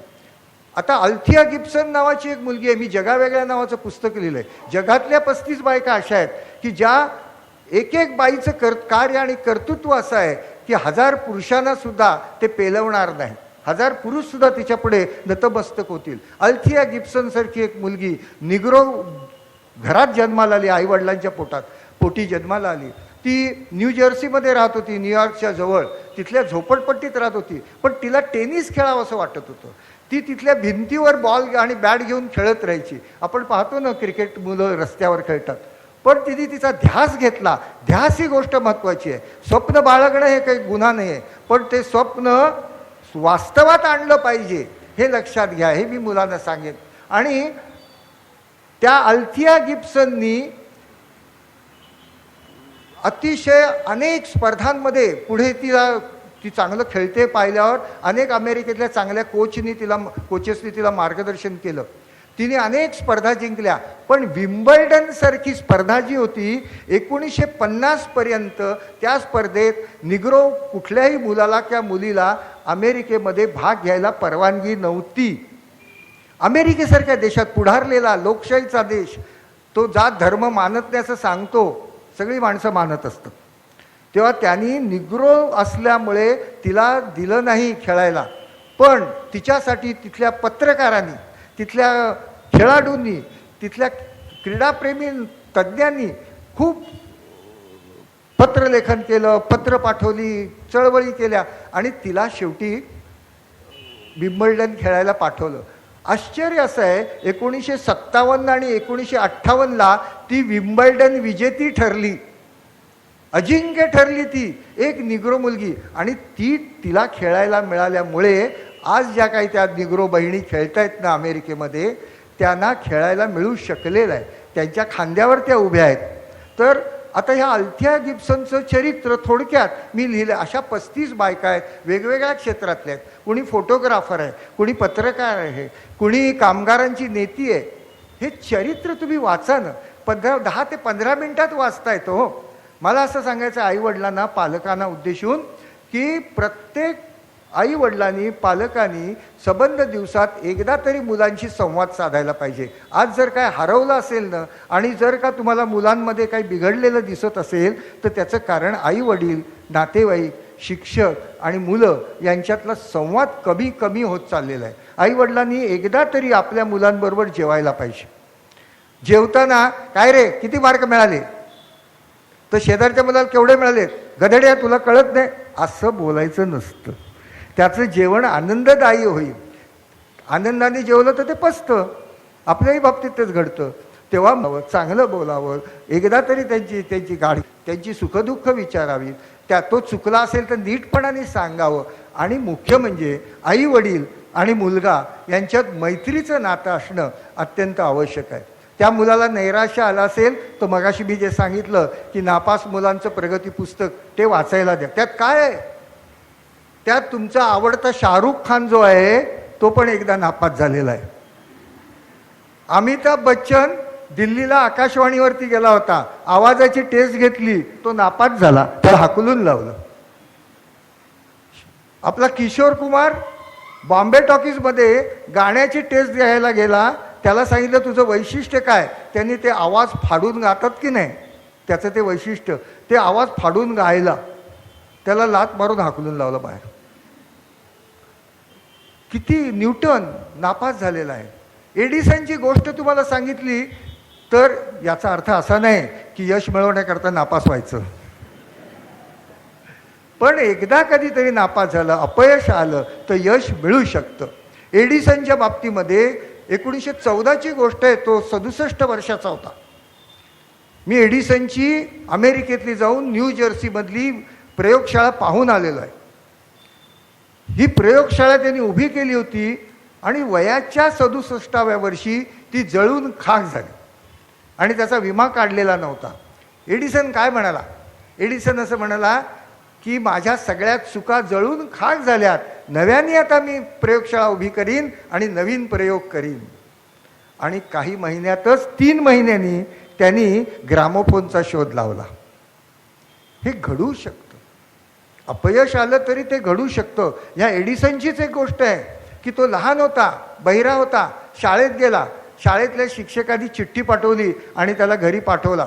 काय चिठ्ठीत लिहिलेलं होतं, त्याच्या आईला वडिलांना सांगितलं होतं की हा जो मुलगा आहे ह्याला आम्ही शिकवू शकणार नाही, ह्याला ऐकू येत नाही, ह्याला कळत नाही, अभ्यासात हा मागासला राहतो, तेव्हा ह्याला आम्ही काय ह्या शाळेत ठेवू शकत नाही. आईने सांगितलं. हे चिठ्ठी वाचल्यावर आई काय म्हणाली, पालकांच्या दृष्टीने फार महत्त्वाची गोष्ट आहे. आई म्हणाली की मी याला शिकवेन, नाही घालणार शाळेत, कसा नाही तो शिकत ते बघतो. आईने शिकवलं आणि जगाला एक शास्त्रज्ञ मिळाला, एडिसनसारखा शास्त्रज्ञ मिळाला. त्याचं शिक्षण 1ली 2री सुद्धा झालेलं नव्हतं, लक्षात घ्या तुम्ही. अशी ही माणसं, म्हणजे किती नावं सांगायची त्याच्यामध्ये. त्या नापास झालेल्या पुस्तकामध्ये अशी नुसती लिस्ट आहे. व्ही शांतारामचं नाव त्याच्यामध्ये आहे, त्याच्यामध्ये आमच्या मधु मंगेश कर्णिकांचं नाव आहे. पण मला मुलांना एवढंच सांगायचं आहे की एखादं अपयश आहे, पुन्हा नाही, एखादी चूक झाली जशी की ती पुन्हा नाही होता कामा नये. ती चूक माफ आहे काय, पण ती चूक पुन्हा करायची नसते. तसं एखादं अपयश जर आलं तर त्या अपयशावर मात करायची असते आणि यश जिद्दीने मिळवायचं असतं. जिद्द असेल तर काहीही मिळवता येतं. माझी पत्नी इथे बसलेली आहे, डॉक्टर शुभा चिटणीस. तिची 22 पुस्तकं आहेत, सगळी प्रेरणा देणारी आहेत. चरित्र वाचलीत, प्रेरणा देणारी पुस्तकं वाचलीत. आणि पालकांना मी असं सांगेन, आता काही पालक असं मला सांगतात की अहो आमची मुलं इंग्रजी माध्यमातली आहेत, ती काय वाचणार मराठी पुस्तकं. मी म्हटलं तुम्ही वाचता की नाही. हो म्हटलं तुम्ही जे वाचता त्यातलं चांगलं जे असेल ते मुलांना सांगा ना जेवणाच्या टेबलावरती की काय याच्यातलं चांगलं आहे, आणि मुलांना आवडतं. मी तुम्हाला सांगतो, मराठीत मी कथाकथन केलं अमेरिकेमध्ये आणि मुलांना, तरुण मुलं माझ्यासमोर बसली होती आणि त्यांना ते बरंचसं समजत होतं. ते टाळ्या वाजवत होते, दाद देत होते. चांगलं जे असतं ना ते सगळीकडे रुजतं आणि तुम्ही पेराल ते रुजतं, किंवा तुम्ही जे पेरता ना तेच तसंच उगवतं. उदाहरण आहे एक असं की एक मुलगा आईला गेला आणि आईच्या जवळ गेला आणि आईला म्हणाला, आई तू वाईट आहेस, आई तू वाईट आहेस. काहीतरी त्याला आईने ऐकलं नसेल त्याच्या मनाप्रमाणे. आई तू वाईट आहेस, आई तू वाईट आहेस. तो असा खेड्यात राहत होता, जवळ डोंगर होता. आणि आई म्हणाली, अरे का असं बोलतोयस. असं बोलेपर्यंत तो पळाला, त्या दरीच्या जवळ गेला आणि त्याच्या डोक्यात तेच होतं. तिथून तो ओरडत राहिला, तू वाईट आहेस, तू वाईट आहेस. पलीकडनं प्रतिध्वनी आला, तू वाईट आहेस, तू वाईट आहेस. त्याला वाटायला लागलं की तो कोणतरी असं म्हणतोय की तू वाईट आहेस, म्हणजे स्वतःला. तो आईकडे गेला, आईला म्हणाला पुन्हा, आई तिकडून तो प्रतिध्वनी एको येतोय किंवा तिथून कोणतरी डोंगरातनं बोलतोय आणि तो सांगतोय तू वाईट आहेस, तू वाईट आहेस. आई म्हणाली, तू असं तिथे जाऊन बोल की मी चांगला आहे, मी चांगला आहे. तू पुन्हा तिथे गेला, म्हणला मी चांगला आहे, मी चांगला आहे. एको आला, मी चांगला आहे, मी चांगला आहे. जशी साथ घालाल तसा प्रतिसाद मिळतो. तुम्ही जे पेराल ते उगवतं. ही फार महत्त्वाची गोष्ट असते आयुष्यात. ही मुलांच्या दृष्टीने मी सांगतो. और सचिन तेंडुलकर सारखा मुलगा, त्याच्यासाठी परिश्रम करावे लागतात. परिश्रम केल्याशिवाय यश मिळत नाही. यशाला शॉर्टकट नाही आयुष्यामध्ये. सचिन तेंडुलकर सारखा मुलगा हा वयाच्या 6व्या वर्षी आपल्या गुरुकडून शिवाजी पार्क मैदानावरती क्रिकेट खेळायला शिकला. 6 तास पावसात, 6 तास उन्हात, 6 तास थंडीत तो क्रिकेट खेळत असे आणि म्हणून तो सचिन तेंडुलकर झाला. तेव्हा कष्ट कुठल्याही क्षेत्रात, कोणी असो, कुठल्याही क्षेत्रामध्ये तुम्ही जा, कष्ट केल्याशिवाय, परिश्रम केल्याशिवाय आणि दूरदृष्टी असल्याशिवाय, नियोजन असल्याशिवाय तुम्हाला यश मिळू शकत नाही. आणि हे जर सगळं केलं तर यश मिळतंच, यशस्वी माणूस होतोच. हा अगदी खास त्याच्यातला भाग मी तुम्हाला सांगितलं. मुलांच्या संदर्भामध्ये मला आणखीन एक शाळेच्या संदर्भातला मुद्दा तुम्हाला सांगायचा आहे की मला स्वतःला प्रश्न पडतो कधी कधी की आपण विचार करतो तो बरोबर करतो का. माझी मुलगी, 2 नंबरची मुलगी माझी श्रद्धा, तिने आपल्या मुलीला मला सांगितलं की बाबा, मी आमच्या आयुष्या, माझी नात आहे तिचं नाव आयुष्याला मी आता शाळेत घालणार आहे. अगं म्हटलं तिचं वय काय, 1.5 वर्षाचं वय, उद्यापासून ती शाळेत जाणार. आणि 1.5 वर्षाच्या मुलीला शाळेत घालतेस. म्हटलं अगं मी 7 वर्षाचा होतो तेव्हा शाळेत घातलं माझ्या आईवडिलांनी. ती म्हणाली, पण तुम्ही किती वर्षाच्या मुलांना तुमच्या शाळेत तुम्ही घातलं नाव. मी म्हटलं 3.5 वर्षाचं. मग ती म्हणाली, काळ बदलला की नाही, पिढी बदलली की नाही. तुमच्या पिढीत 7 वर्षाची, माझ्या पिढीमध्ये 3.5 वर्षाची, आता माझ्या मुलीच्या पिढीत 1.5 वर्षाची. पिढीतलं अंतर आहे म्हणाली. माझ्या मुलीने मला सांगितलं पिढीतलं अंतर. मला काय बरं वाटलं नाही. मी म्हटलं अगं त्या मानसशास्त्रामध्ये मॉन्टेसरीबाईंचं लेखन मी वाचलेलं आहे, ताराबाई मोडकांचं वाचलं आहे, अनुताई वाघांचं तर चरित्रच मी लिहिलेलं आहे कोसबाडच्या टेकडीवरून म्हणून. तर अनुताई वाघ हे सगळेजण म्हणतात 3.5 वर्षाच्या वयाखेरीज मुलाला शाळेत घालू नये. तू 1.5 वर्षाच्या मुलीला घालू नकोस. अगं तिला काय कळतं, तिला शू तरी का सांगता येतं का, किती लहान आहे ती. आणि ती युनिफॉर्म घालणार, ती बॅग घेणार, मागे वॉटर बॅग घेणार आणि शाळेत जाणार. ती म्हणली बाबा तुमच्याच बहिणीच्या मुलीला तुम्ही विचारा, तिने तिच्या मुलीला 1.5 वर्षाची असताना शाळेत घातलं होतं गेल्या वर्षी आणि आता मी एकटीच नाही, आमच्या बिल्डिंगमधली आणखीन 5-10 मुलं आहेत आणि एकंदर 40 मुलं आहेत 1.5 वर्षाची त्या वर्गात. आणि तुम्हाला सांगतो एक 4-6 महिने गेले असतील आणि 4-6 महिन्यांनी गॅदरिंग आलं. श्रद्धाने मला सांगितलं की बाबा चला गॅदरिंगला जायचं, आज आयुष्याच्या शाळेचं गॅदरिंग आहे. मी गॅदरिंगला गेलो. आमची आयुष्या तिथल्या स्टेजवरती नटून थटून गेलेली आणि तिथे 40-50 मुलांच्या स्पर्धा होती आणि टी व्हीवरची जाहिरात आहे, त्या जाहिरातीची नक्कल करायची अशी काहीतरी त्यांना विषय दिलेला होता. तिने एक जाहिरात इतकी उत्तम केली की तिला पहिलं बक्षीस मिळालं. तिने जेव्हा जाहिरातीचं ते निवेदन केलं तेव्हा मी टाळ्या वाजवल्या. श्रद्धा म्हणाली बाबा आता का टाळ्या वाजवता, शाळेत घालू नका म्हणला होता, 6 महिन्यात तिच्यात बघा केवढा फरक झाला. मी म्हटलं खरं आहे, पण तरी मला वाटतं म्हटलं तिच्या मनावरती तिच्या शरीरावरती ह्या सगळ्याचा ताण येतो आणि असा ताण आणणं बरोबर नाही. ती म्हणली तुमचं मानसशास्त्र तुमच्याजवळ. ही अशी वेगवेगळ्या प्रकारची तुम्हाला मुलं पद्धती शिक्षणाच्या ह्या पाहायला मिळत असतात.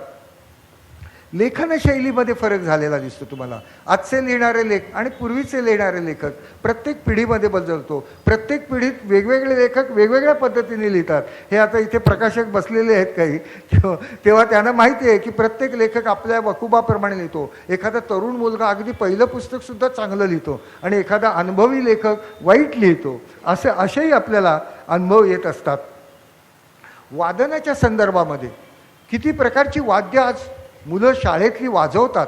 मी स्वतः अनुभव घेतलेला आहे की वेगवेगळ्या प्रकारची मुलं वादन करत असत. मग ह्या मुलांनी हे सगळं करावं पण चरित्र वाचावं असा माझा एक सारखा हेका असायचा. कारण मला काय दिसतं की घराघरात गेलो ना तर सोफा सेट सगळीकडे असतो, फॅन असतो, ट्यूबलाईट असते, काही ठिकाणी AC असतो, बरं का, उत्तम इंटिरियर लाखाचं केलेलं असतं. अशी सगळी छान छान घरं दिसतात. घरात नसतं फक्त पुस्तकाचं कपाट. फार थोड्या माणसांच्या घरामध्ये पुस्तकाचं कपाट असतं. पुन्हा इथे जमलेल्या सगळ्यांच्या घरात ते आहे हे मला माहिती आहे असं समजायचं. तर पुस्तकाचं कपाट नसणं ह्याच्यासारखं दारिद्र्य नाही असं मी तुम्हाला म्हणेन. तुमच्या बँकेत किती पैसे आहेत, तुम्हाला किती डिग्री आहेत, यापेक्षा तुमच्या घरात किती पुस्तकं आहेत, तुम्हाला किती चांगले मित्र आहेत, ही महत्त्वाची गोष्ट आहे. पालकांच्या दृष्टीने मी असं सांगेन आणि मुलांच्याही दृष्टीने असं सांगेन की चांगले मित्र निवडणं ही अत्यंत महत्त्वाची गोष्ट असते. मी जेव्हा हेडमास्टर होतो तेव्हा कुठल्याही मुलाची तक्रार आली की मी शिक्षकाला सांगत असे की त्या मुलाच्या की त्या मुलीच्या आजूबाजूचे मित्र कोण आहेत ते मला सांगा. म्हणजे मला त्या मुलाचं कॅरेक्टर कळायचं. आवडीनिवडी असं म्हणतात, समान धर्मे मित्र कसा असतो, समान धर्मे समान आवडीनिवडीचे मित्र असतात. आपले सुद्धा बघा ना, कोण मित्र कोण मैत्रिणी. पण नेहमी जी माणसं मोठी झाली ना त्या सर्वांनी त्यांच्यापेक्षा गुणवान असलेल्या माणसांची मैत्री केली. ते आपल्या मुलाचा आपल्या मुलीचा मित्र कोण मैत्रीण कोण हे पालकांना माहीत असणं आवश्यक आहे. सणाच्या दिवशी माझं तर म्हणणं असं असतं की त्या मुलीच्या मित्राच्या आईला वडिलांना आपल्या घरी बोलवावं, आपण त्यांच्या घरी जावं. वेगवेगळ्या कारणाने वाढदिवस होतात. आत्ताचे जे वाढदिवस फार मोठ्या प्रमाणात होत असतात. मला आठवत नाही आमचे असे वाढदिवस आईवडिलांनी केले, शक्यच नव्हतं. 9-9, 10-10 मुलं घरामध्ये असायची, कुटुंब मोठं असायचं. आता कुटुंब लहान आणि सुख महान असं म्हणतात, आहे की नाही कुणास ठाऊक. पण वृद्धाश्रम निघालेले आहेत. मला असं वाटतं की वृद्धाश्रम जे आहेत हे एक प्रकारे म्हणजे आजची गरज आहे समाजाची, पण ती गरज निर्माण होणं. हॉस्पिटल्स वाढती आहेत ही गरज आहे, पण समाजाच्या सुदृढतेचा निरोगीपणाचा विचार केला तर वृद्धाश्रम वाढणं हॉस्पिटल्स वाढणं हे योग्य नव्हे. आपल्या पिढीमध्ये आत्ता रोग्यांची संख्या वाढते.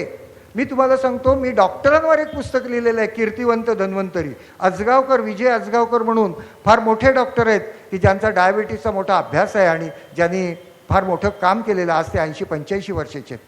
त्यांनी मला सांगितलेली गोष्ट ती अशी की त्यांचा एक 4 वर्षाचा पेशंट स्वतःला इन्सुलिनचं इंजेक्शन घेतो.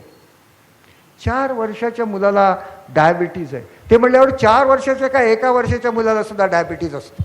आणि 7-8 वर्षाची मुलं तर रेग्युलरली घेतात. हा 4 वर्षाचा मुलगा अपवाद आहे स्वतः इंजेक्शन घेणारा. 7 ते 8 वर्षाची मुलं रेग्युलर डायबिटीजचं इंजेक्शन घेतात. आज मुलं पहा चांगलं कुठे खेळताना दिसत नाहीत, व्यायाम करताना दिसत नाहीत. असं म्हटलं जातं की सूर्यनमस्कार जरी तुम्ही 10 काढलेत रोज तरी तुमचं आरोग्य चांगलं राहील. आणि पालकांना सुद्धा मी हे सांगतो, आरोग्य जर चांगलं असेल ना तर आयुष्यातला आनंद घेता येतो तुम्हाला. मी बोस्टिंग करत नाही, गर्व करत नाही, अभिमान करत नाही, उद्याचा दिवस काय येईल मला माहीत नाही. पण 78 वर्षापर्यंत आम्ही सहसा औषध दोघांनीही घेतलेलं नाही. आणि आमचा प्रत्येक दिवस हा उत्सवाचा असतो.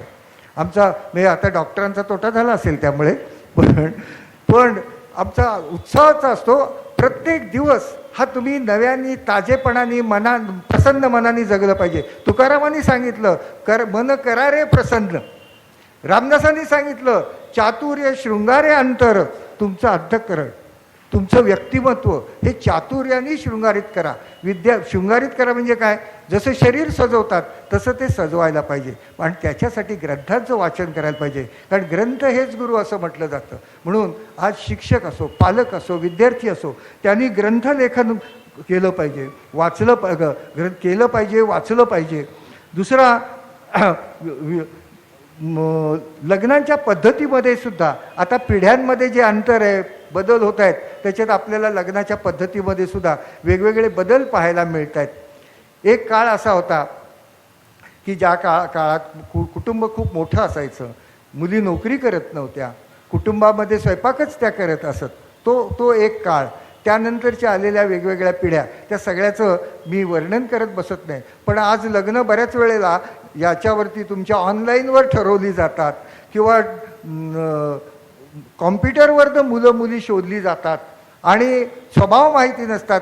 केव्हा लग्न सक्सेसफुल होतात. आज घटस्फोटाचं प्रमाण वाढतंय असं सांगितलं जातं. अमेरिकेतच ते नाही, भारतात सुद्धा, पुण्या मुंबईमध्ये सुद्धा फार मोठं प्रमाण आहे. आकडेवारी असं सांगते तज्ज्ञांची, तपशिलात मी जात नाही. पण मी असं सांगेन याचं कारण एकच असतं की केव्हा लग्न तुमचं यशस्वी होतं, जो दोन माणसं जी असतात ती एकमेकाशी समरस होतात, त्यांच्या आवडीनिवडी जेव्हा समान असतात, जेव्हा सुखदुःखाशी एक होतात ती, आणि दुसऱ्यासाठी काही करण्याची वृत्ती असते. तेव्हा रामदासांनी अगदी साधी गोष्ट सांगितली होती की रामदास हे जय जय रघुवीर समर्थ म्हणत 2-4 दारामध्ये जाऊन उभे राहत असत, माधुकरी मागत असत. एक दार असं होतं, त्या दारातली बाई अशी होती की रामदास आले रे आले की ती धाडकन दरवाजा लावायची आणि सांगायची, ए गोसावड्या पुढे जा, तुला माझ्याकडनं काही मिळणार नाही, पैसे मिळणार नाहीत, धान्य मिळणार नाही, अन्न मिळणार नाही, कपडे मिळणार नाहीत.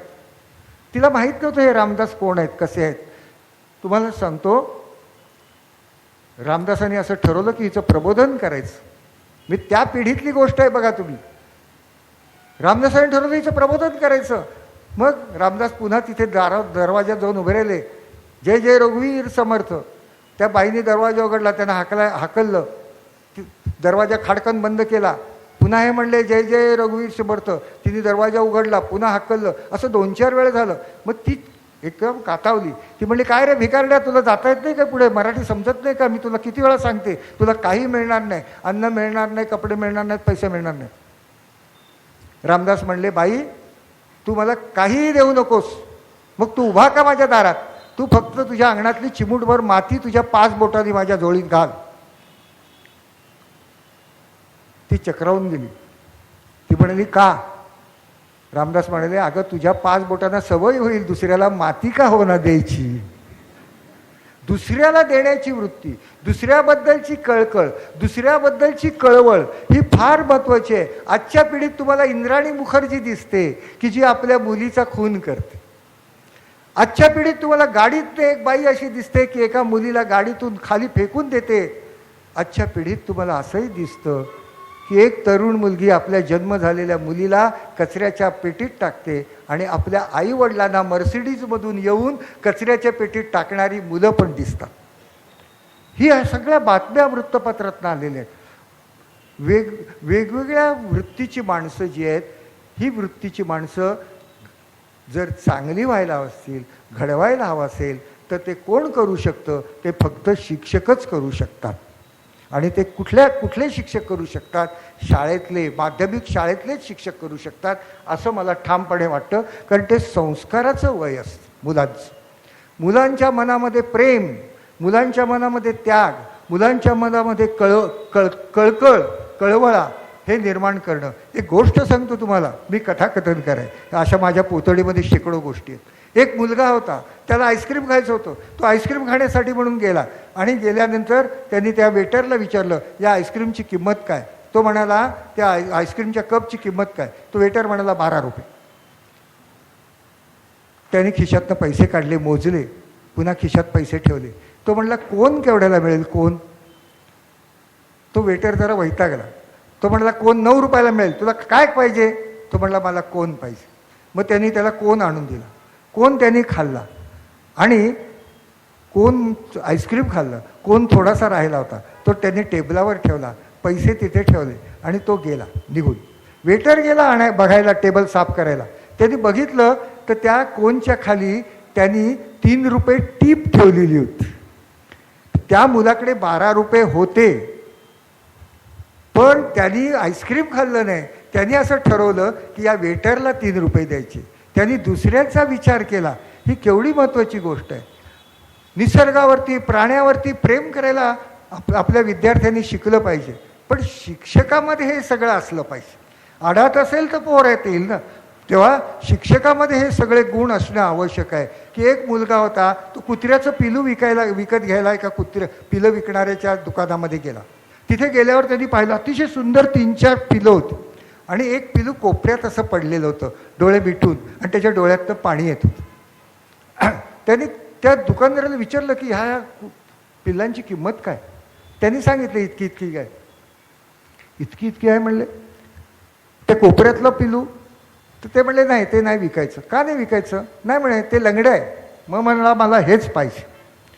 लंगडं आहे ना, हे त्याला चालता येत नाही, हेच पिलू मला पाहिजे. तो म्हणला, का? तू असं का हट्ट करतोस? तुला मी त्याच पैशात चांगलं पिलू देतो ना. त्या मुलांनी काय करावं, त्यांनी आपली जी पॅन्ट होती ना ती अशी वर केली आणि दुकानदारांनी पाहिलं, त्याला लाकडी पाय लावलेला होता. प्राण्यांविषयीचीही कळवळ, निसर्गाविषयीची कळवळ असणं महत्त्वाचं आहे. आपण वृक्ष लावा म्हणतो. हे वृक्षवल्ली आम्हा सोयरे वनचरे असं तुकारामाने सांगितले. आपल्याला वाटतात का झाडं आपली सोयरे आहेत? आज सोयऱ्यांना जी सोयरी माणसं आहेत ती सुद्धा परकी वाटायला लागलेली आहेत. असा एक काळ आज आलेला आहे. तेव्हा अशा किती तुम्हाला मी गोष्टी सांगू शकतो, खूप. पण मला असं वाटतं की देण्याचे संस्कार हे शिक्षकांनीच करायला पाहिजेत, त्याच्याशिवाय ते होणार नाहीत. प्रेमाचे संस्कार हे सुद्धा शिक्षकांनीच करायला पाहिजेत. आपल्याला प्रेम म्हटल्याबरोबर असं अंगावरती काहीतरी वेगळे चार येतात आणि प्रेम म्हटलं की हिंदी सिनेमातलं प्रेम दिसतं. पण प्रेम याचा अर्थ अतिशय उत्कटतेने मनापासून गोष्ट करणे. आज यांची केवढा मोठा आदर्श आहे त्या पिढीतला. लक्षात घ्या, बापूसाहेबांची पिढी कोणती, सावरकरांची पिढी कोणती, त्या पिढीतली ही माणसं. त्या पिढीत काही वाईट माणसं नव्हती का? होती, पण अशी चांगली माणसं होती. काय काय केलं बापूसाहेबांनी? खादीचे कपडे वापरले, साधे राहिले, मंदिरं उभी केली, आपल्या जवळचे पैसे दिले, स्वतःचे पैसे दिले. आज आपल्याला पैसे कसे मिळतील हे आज कोणताही राजकारणी तुमच्या दृष्टीने आदर्श असू शकत नाही, हे मी विद्यार्थ्यांना उद्देशून सांगतो. भ्रष्टाचाराच्या एवढ्या गोष्टी आणि गदारोळ चाललेला आहे, पण त्याकडे आपण दुर्लक्ष करायचं. चांगलं काय घडलं हे पाहायचं असतं. माझ्या शाळेमध्ये मगाशी मी सांगत होतो वेगवेगळे मी प्रयोग केले, त्यात ग्रंथांच्या बाबतीतही प्रयोग केला. मी माझ्या शाळेतली पुस्तकं दरवर्षी गटवार मांडून ठेवायचो. शाळेतल्या सगळ्या पालकांना बोलवायचो, मुलांना बोलवायचो आणि कोणती पुस्तकं शाळेमध्ये आहेत ही तुम्ही पहा आणि ह्याच्यातली कोणती वाचायची हे ठरवा. ऑफ तासाला पेटी पाठवली जायची, हस्तलिखित केलं जायचं, भित्तीपत्रिका तयार केली जायची, जेणेकरून वाङ्मयाची वाचनाची आवड निर्माण होईल. आणि मग शन्ना नवरे असोत, श्रीना पेंडसे असोत, जयवंत दळवी असोत, वपू काळे असोत, असे मोठमोठे साहित्यिक आम्ही आणले. बाळासाहेब ठाकरेंना मी एक दिवस आणलं. बाळासाहेब ठाकरेंकडे मी गेलो आणि त्यांच्याकडे गेलो, मनोहर जोशींमुळे गेलो त्यांच्याकडे गेलो. त्यांना मी म्हटलं की बाळासाहेब तुम्ही माझ्या शाळेत यायला हवं. ते म्हणे कशासाठी? मुलांच्यासाठी. म्हटलं काय करायचं आहे? तर म्हटलं तुम्ही राजकारणी म्हणून येऊ नका, तुम्ही व्यंगचित्रकार म्हणून या.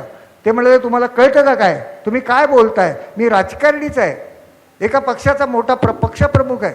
मी म्हटलं हे सगळं मला माहिती आहे बाळासाहेब, तुम्ही माझ्याकडे याल ते व्यंगचित्रकार म्हणूनच यावं अशी माझी इच्छा आहे. ते म्हणाले का? मी म्हटलं अहो शाळेतल्या मुलांना चित्रकला शिकवणारे अनेक शिक्षक असतात, चित्रकलेचे अनेक इन्स्टिट्यूशन्स आहेत, अनेक कॉलेजेस आहेत, पण व्यंगचित्रकार निर्माण करणाऱ्या संस्था या भारतात नाहीत. तुम्ही या आणि तुम्ही डेमॉन्स्ट्रेशन द्या. आणीबाणीच्या काळातली गोष्ट आहे, माझ्याकडे फोटो आहेत तेच. बाळासाहेब म्हणले तुमची कल्पना मला आवडली, मी येतो. आणि बाळासाहेब आले. मला सगळ्यांनी सांगितलं होतं की बाळासाहेब येणार नाहीत व्यंगचित्र काढून डेमॉन्स्ट्रेशन द्यायला, आणि 3-4 पाहुणे असताना त्यातला एक पाहुणा म्हणून बाळासाहेब आले.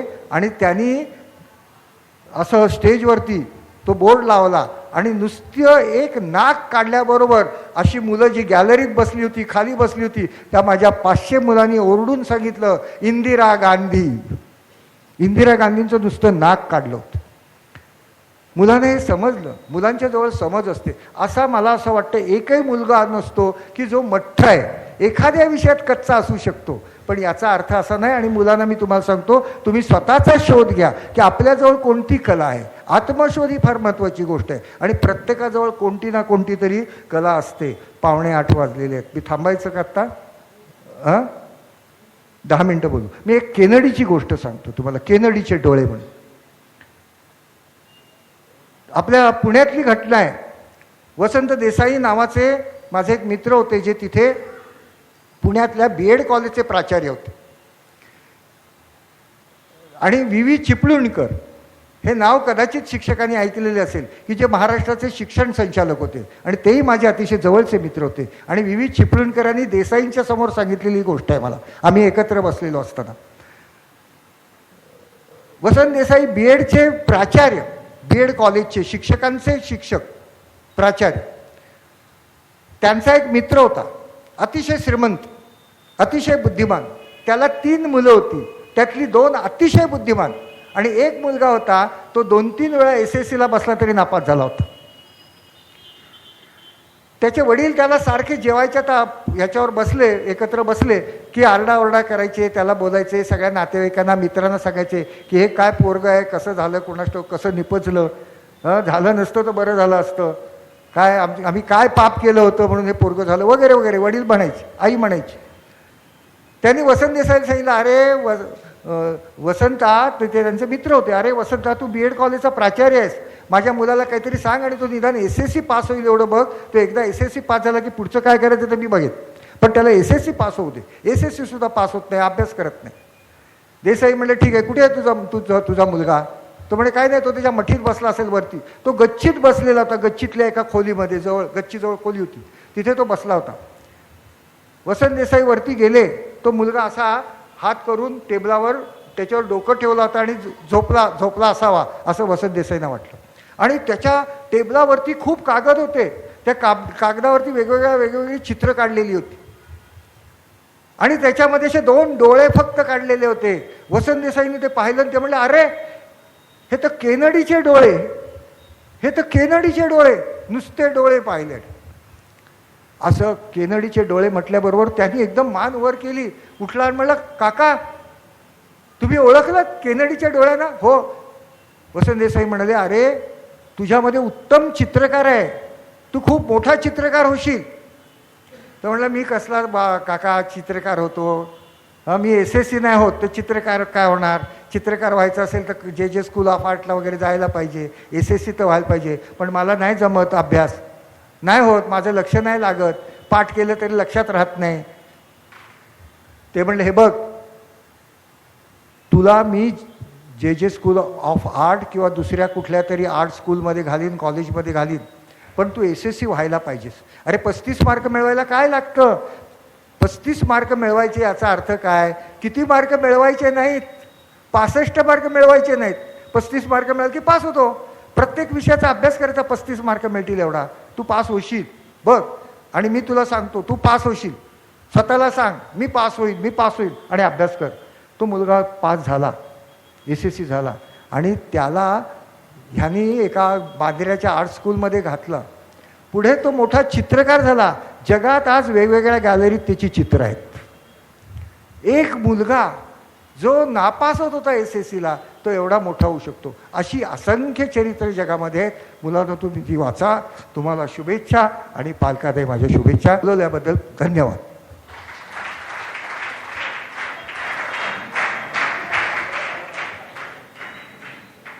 धन्यवाद सर. उद्यासाठी वेळ थोडी बदललेली आहे. उद्याला संध्याकाळी 5:30 वाजता कार्यक्रम होईल आणि त्याच्यानंतर महात्मा गांधीजींच्या शिक्षण विचाराची वैशिष्ट्ये आणि सामर्थ्य हे सुषमा शर्मा यांचं व्याख्यान होईल. कृपया उद्याला 5:30 वाजता इथे यायचं आहे.